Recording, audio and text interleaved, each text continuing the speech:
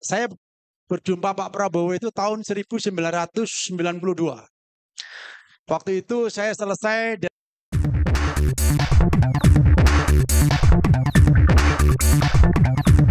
dari Akademi Militer. Beliau adalah Komandan Pusat Pendidikan Pasukan Khusus di Batu Jajar. Beliau menyeleksi alumnus Akademi Militer tahun 92 untuk diambil 20 orang menjadi Kopassus. Dari rating saya itu 3 angkatan 671, diambil 20. Ya, angkatan daratnya 282, diambil 20. Alhamdulillah saya kepilih menjadi prajurit Kopassus dan pendidikan di Batu Jajar. Pertama kali saya datang 20 orang dikumpulkan oleh Pak Prabowo. Ada satu kalimat yang sampai saat ini saya tidak pernah lupa, yaitu cybernetic, ya, atau cybernetika tulisannya. Di situ disebutkan, disampaikan oleh beliau, kalau kita berpikir kalah, sebenarnya kita sudah kalah. Oleh karena itu kita tidak boleh berpikir untuk kalah. Bisa dimengerti ini? Nah, jadi sekarang di seluruh kader Partai Gelora, jangan ada sedikit pun berpikir untuk tidak masuk Senayan. Setuju? Ini yang terjadi waktu Gerindra 2009 ikut Pileg Pilpres pertama kali. Saya ikut merumuskan tahun 2007, walaupun saya duduk di perusahaan beliau sama Pak Fadlison, sama Pak Ahmad Nuyani, sama Pak Oni dan lain sebagainya. Nah, saya waktu itu diberi kedudukan sama beliau Wakil Ketua Umum Bidang Ekonomi dan Keuangan. Namun karena saya ada di perusahaan, saya lebih milih di perusahaan. Nah, oke, itu masa lalu. Saya pengen lanjut bagaimana perkenalan pertemuan saya dengan Pak Prabowo Subianto. Kenapa? Saya pengen menggarisbawahi bahwa seorang calon presiden harus punya dua yang harus dipegang sebagai pribadi.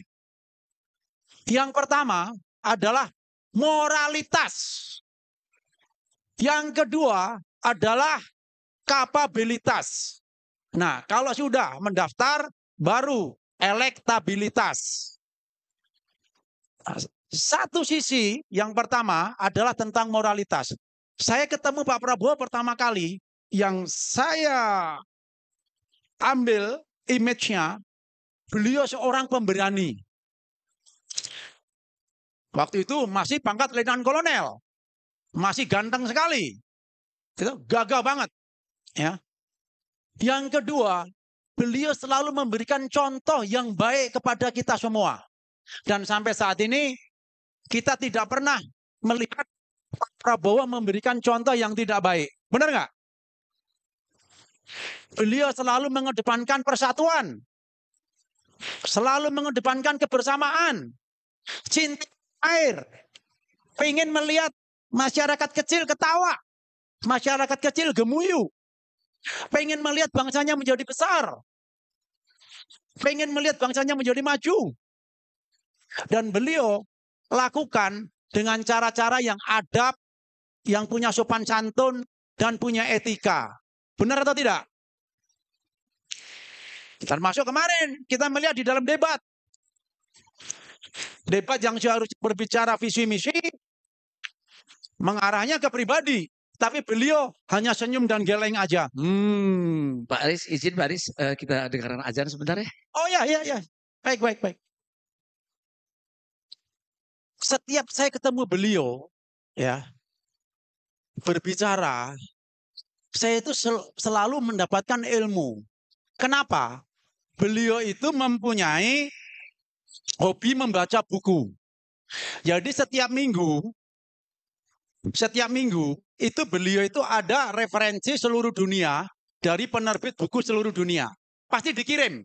Beliau setiap hari Sabtu jam 8 pagi itu beliau tidak pernah mau diganggu karena beliau membaca kiriman buku dari seluruh dunia selama seminggu. Beliau selalu kita berikan daftar buku-buku baru, buku-buku yang beliau centang, nanti akan kita beli, kemudian dikirimkan, beliau baca. Beliau baca, kalau baca buku setebal begini, ya, kita mungkin perlu waktu 1 bulan, 2 bulan. Tapi beliau hanya cukup waktu 10 menit. Karena beliau sudah ribuan buku. Kalau kita berkunjung ke perpustakaan beliau, yang ada di Hambalang, lebih dari 15.000 buku.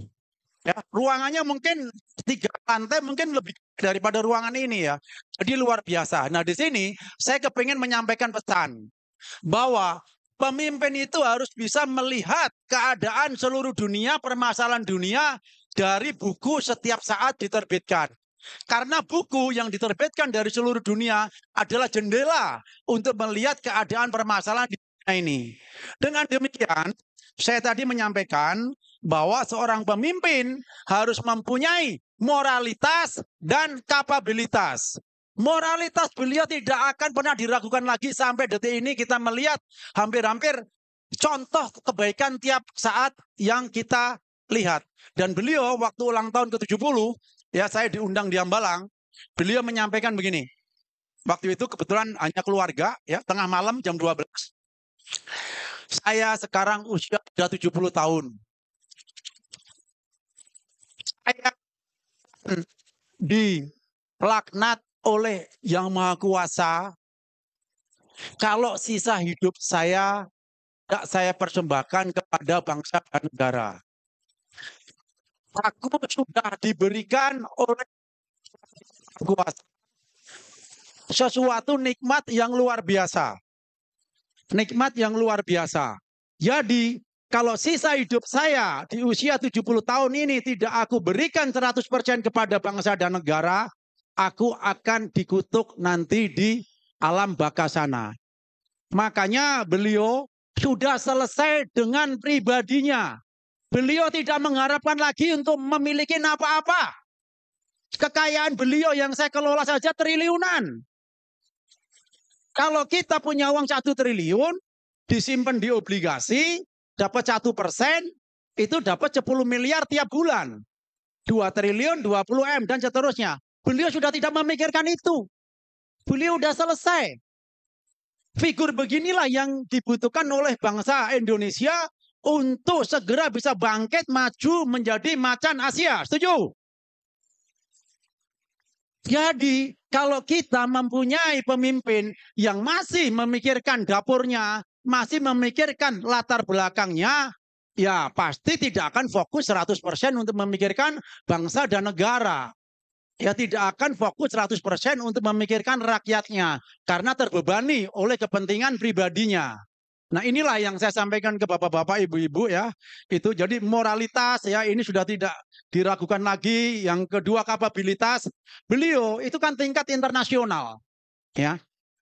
Berteman dengan para pemimpin dunia itu bukan kemarin ujuk-ujuk jadi Menhan. Tapi sudah sejak kecil zaman bapaknya menjadi menteri di era Pak Karno maupun era Pak Soeharto. Begitu beliau sekarang sudah besar, apalagi sekarang menjadi Menhan, ikatan jalin persaudaraan kepada Bapak Prabowo itu luar biasa ya dengan para pemimpin di seluruh dunia ya. Saya mengikuti persis bagaimana waktu itu diajak kunjungan kemana-mana ya ke luar negeri, beliau begitu akrab ya seperti saudara sendiri. Dan kemarin saya diajak beliau ya untuk rapat sekali lagi mungkin Pak Anies ya, beliau punya rencana untuk mengadakan doa bersama di Istora ya Palestina ya nanti di situ juga akan dikumpulkan para pengusaha-pengusaha teman-teman beliau ya untuk membantu semaksimal mungkin ya kurban di Palestina di Gaza ya. Nanti kita lihat acaranya resminya tanggal berapa ya, tapi itu kemarin sudah fix, sudah ditutup ya, udah disampaikan ke Pak Presiden diizinkan untuk hal seperti itu.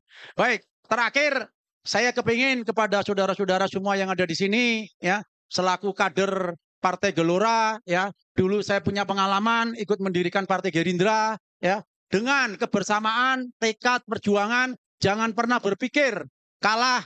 Insya Allah Partai Gelora akan masuk Senayan. Kabul. Banten kalau tidak masuk Senayan. Setuju? Setuju.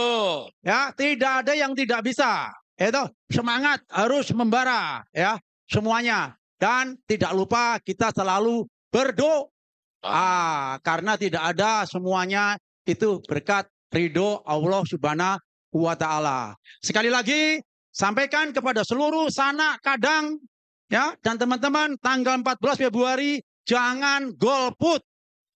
Pilih Pak Prabowo Subianto ya dan pilih Partai Gelora. Ya. Wabillahi taufiq wal hidayah. Wassalamualaikum warahmatullahi wabarakatuh.